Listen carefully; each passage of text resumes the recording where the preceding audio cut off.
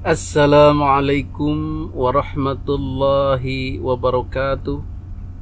Alhamdulillahilladzi hadana lihadza wa ma kunna linahtadiya laula an hadanallah. Allahumma shalli wa sallim wa barik ala sayyidina Muhammadin wa ala alihi wa sahbihi ajma'in, amma ba'du. Hadirin para netizen yang dimuliakan Allah Subhanahu wa ta'ala, pada kesempatan kali ini kita akan menginformasikan kabar baik dari seseorang yang berpengaruh di PBNU. Siapa beliau? Rupanya yang dulu bersungut-sungut, yang dulu berapi-api, menyalah-nyalahkan, bahkan mengatakan Kiai Imad dan kawan-kawan melakukan fitnah terhadap Ba'alwi. Tentu masih ingat siapa beliau? Beliau adalah Rais Suriah PBNU Kiai Haji Miftahul Akhyar. Jadi waktu itu ramai para netizen, para pendukung Kiai Haji Imad mengkritik beliau ini, mengkritik dengan keras dan membantah semua tuduhan-tuduhan Kiai Haji Miftahul Akhyar ini. Dan beliau ini dijadikan sandaran utama oleh Kiai Haji Fahru Razi waktu itu, yang katanya tuh kiai berpengaruh, kiai sepuh Suriah PBNU saja tidak menyetujui kajian penelitian Kiai Imaduddin, tidak pro, bahkan menyatakan itu fitnah. Loh, kalian masih kekeh dengan penelitian nasab, masih percaya dengan Kiai Haji Imaduddin? Itulah ungkapan politis Kiai Haji Fahru Razi untuk mengesankan adanya dukungan PBNU terhadap Ba'alwi.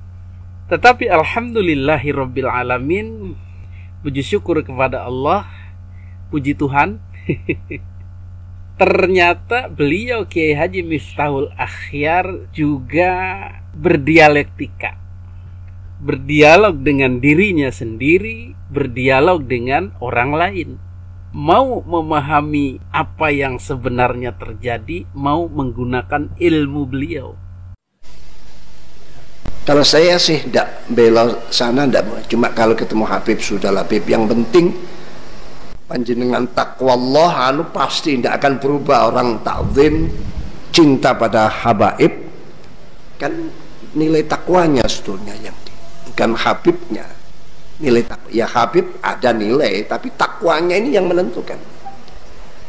Bagi kelompok yang ini, ya kalau tujuannya adalah penggalian ilmiah, ya, untuk menggali, ya, karena ini dalam tataran ilmiah, mencari nasa, akhirnya buka kitab-kitab yang lama-lama, ya kan pasti ketemu kalau ilmiah. Tapi syaratnya jangan ada caci maki, jangan ada menjatuhkan.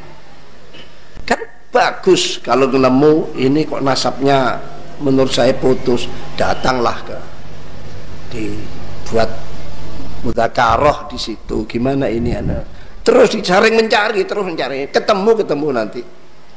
Kalau urusan ilmiah ketemu.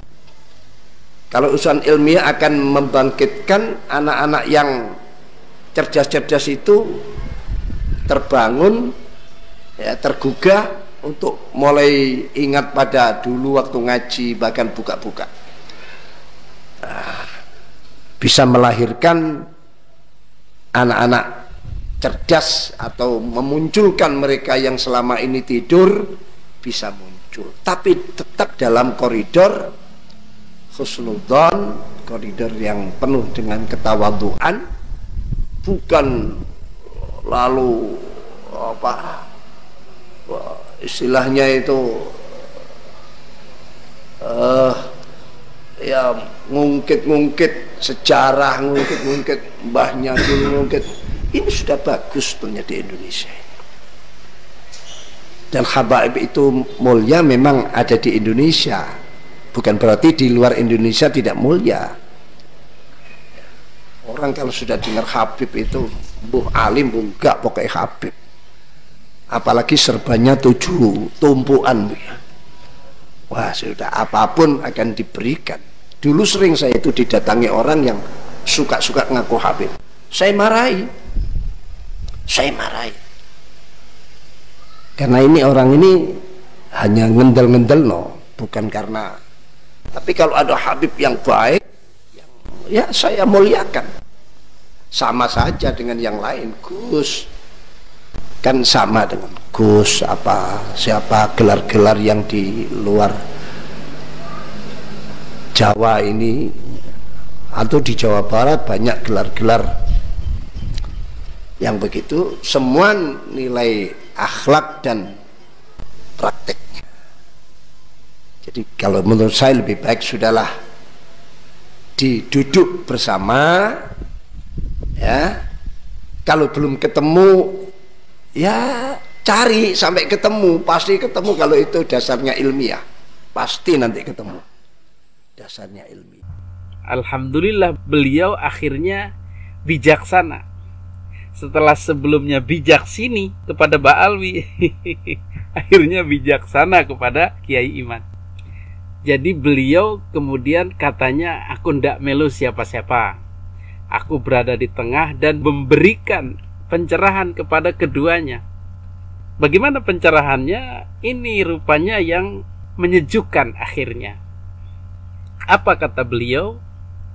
Ya, persoalan nasab ini betul, sudah betul, Kiai Imaduddin sudah betul dikaji secara ilmiah, menggunakan ilmu-ilmu nasab, menggunakan ilmu-ilmu sejarah, menggunakan tentu saja ilmu-ilmu lain, nahwu shorof, ilmu balaghahnya dipakai, ilmu mantiknya dipakai, ilmu-ilmu yang mendukung kepada kesimpulan akhir itu, termasuk diantaranya ilmu-ilmu umum, metodologi penelitian sejarah, pengambilan kesimpulan induksi atau deduksi dan lain-lain, itu semua dipakai. Maka ilmu itu berkembang, ilmu metodologi penelitian berkembang, ilmu nasab berkembang, nahwu shorof berkembang, mantik berkembang, balaghah berkembang, sastra-sastra Arab berkembang, sejarah berkembang. Inilah yang dimaksud dengan diskursus keilmuan itu. Dan Kiai Haji Miftahul Akhyar sangat mendukung. Ayo teruskan diskusi ini di antara para santri, di antara para kiai. Temukan, ketemu kata beliau. Ya insya Allah ketemu, kalau kita duduk bersama diskusi. Bahsul masail lah begitu, kalau bahasa vulgarnya, bahasa verbalnya. Cuman beliau tidak langsung ke bahsul masail.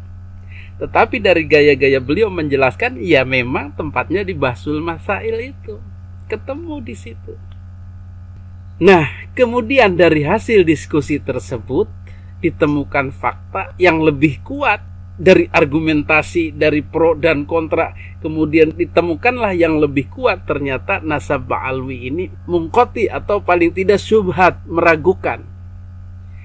Maka pihak-pihak yang merasa dalam tanda kutip kalah atau kurang argumen atau tidak bisa membuktikan klaimnya masih tersambung, yo harus legowo. Ngono loh. Jadi bagaimana kalau sudah begitu? Tanpa disertai dengan kebencian, tanpa disertai dengan caci maki, maka pihak yang legowo ini ya tetap tidak akan kehilangan muka, tidak akan dikucilkan, tidak akan diusir, tidak akan dicaci maki. Tetapi mereka tetap akan dihormati sebagai orang alim. Kalau yang alim, dihormati sebagai orang yang bijaksana kalau orangnya bijaksana, dihargai, dihormati sebagai sesepuh kalau orangnya sudah sepuh dan bisa menjadi panutan. Itu memang alami. Karena ukuran dihormati tidak itu bukan nasab, kata beliau, tetapi adalah akhlak, ketakwaannya. Inna akramakum indallahi atqakum. Jadi tanpa nasab pun, tersambung atau tidak ke Kanjeng Nabi, hidup di Indonesia tetap akan dihormati sebagaimana biasa, tergantung kepada akhlaknya, ilmunya, adabnya. Maka orang-orang seperti Kiai Quraisy Shihab dan Habib-Habib yang tidak ada celak lainnya. Apa maksudnya celak itu? Ya beliau-beliau tidak menjual-jual nasab, tidak mendawir-dawir, tidak berkata kotor, tidak berusaha memalsukan silsilah, tidak berusaha memalsukan makam, tidak berusaha merubah-rubah sejarah, itu masih ada di Indonesia. Orang yang selama ini memang cuek dengan status Habib atau tidak, bagi saya tidak ada masalah. Tidak pernah membahas itu. Bahkan hidupnya pun seperti kiai-kiai Nusantara, ada Habib seperti itu. Dan Habib-Habib itu tidak akan berpengaruh oleh hasil penelitian nasab ini. Nyambung atau tidak pun tidak ada pengaruh bagi beliau-beliau ini. Karena hidupnya sudah tenang, sudah bersandar kepada ketakwaan, kepada ilmu, kepada adab. Contoh-contoh Habib ini adalah Habib yang dimuliakan oleh para Trah Wali Songo. Silahkan dicari. Mungkin gurunya kiai siapa begitu, itu tetap akan dihormati. Begitu maksud daripada Kiai Haji Miftahul Akhyar.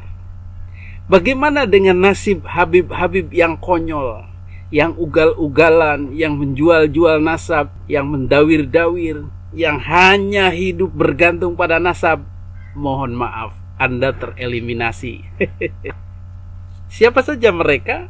Anda pasti tahu siapa orangnya yang bakal tereliminasi itu. Dengan statusnya yang diputus, bukan lagi sebagai cucu Nabi, keluarga Nabi, maka mereka akan oleng. Mereka akan stres, mereka akan kehilangan jamaah, mereka akan kehilangan power, kehilangan taring, ya, dan hidupnya penuh marah-marah, penuh caci maki, seolah tidak terima. Itulah kualitas yang muncul nantinya, dan dengan sendirinya mereka akan tergerus oleh zaman, akan tereliminasi dengan sendirinya, hancur lebur nungsep. Seperti itulah kira-kira apa yang diinginkan Kiai Haji Miftahul Akhyar yang akhir-akhir ini alhamdulillah menjadi bijaksana. Mungkin doa dari Kiai Haji Imaduddin, mungkin doa dari Gus Fuad dan kiai-kiai lain yang mengharapkan beliau ini menggunakan ilmunya, menggunakan basirohnya, menggunakan hikmahnya, kebijaksanaannya dalam menyikapi masalah polemik nasab ini. Alhamdulillah.